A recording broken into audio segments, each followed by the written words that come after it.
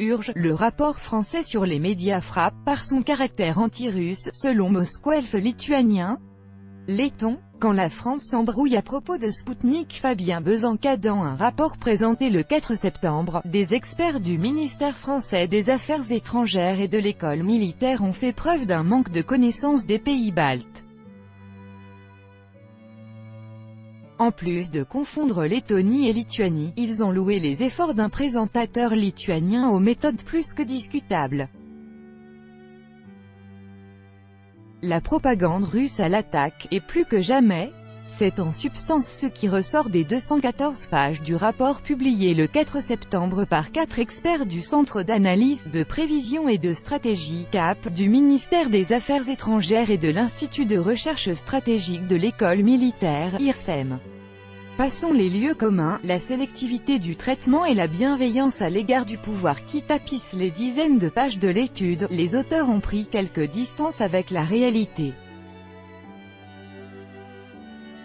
Le ton du rapport apparaît moins surprenant quand on connaît le parcours de plusieurs de ses auteurs tels que Jean-Baptiste Jean-Gène-Villemer et Alexandre Escorcia.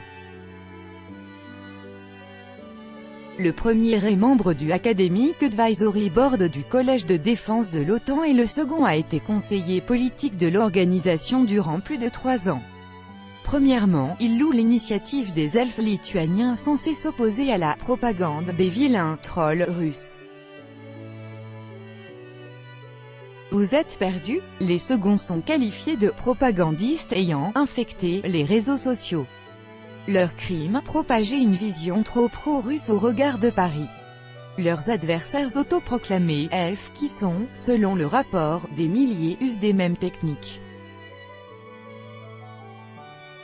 Mais ils obtiennent le blanc-seing des auteurs car ils luttent contre la désinformation moscovite, qui distribue les bons et les mauvais points. Outre cette idéologie qui interroge, le rapport place ces elfes en Lituanie. Perdu, cette initiative bien que balte provient de Lettonie. Autre louange discutable envers le lituanien Andrius Tapina. Ce célèbre présentateur connu pour ses positions anti-russes s'en était pris en 2017 à Juozas Statkevičius, couturier lituanien qui avait critiqué la situation de son pays dans les colonnes de Spoutnik. Crime odieux pour Andrius Tapina qui avait accusé son compatriote de faire le jeu de l'ennemi russe. L'activiste avait fait sienne la croisade contre les idiots inutiles qui osaient parler à Spoutnik. Lui et certains de ses proches se sont mis en tête de contacter des célébrités lituaniennes en se faisant passer pour des membres de Spoutnik afin de dénicher ceux qui étaient prêts à échanger avec les journalistes du terrible média russe. Ambiance guerre froide, cette initiative qui rappelle le pire du macartisme, a été couronnée de succès. Tout du moins du point de vue d'Andrius Tapina, je demande pardon à tous mes confrères pour une telle provocation. À la fin de nos entretiens, on prévoyait de se présenter, mais je suis soulagé, presque tous les artistes nous ont répondu une première fois et lorsqu'ils ont compris avec qui ils discutaient, ils nous ont poliment demandé de les rappeler.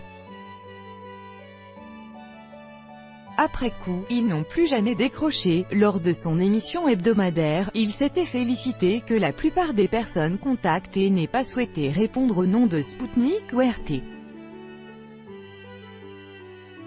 Une certaine vision du journalisme.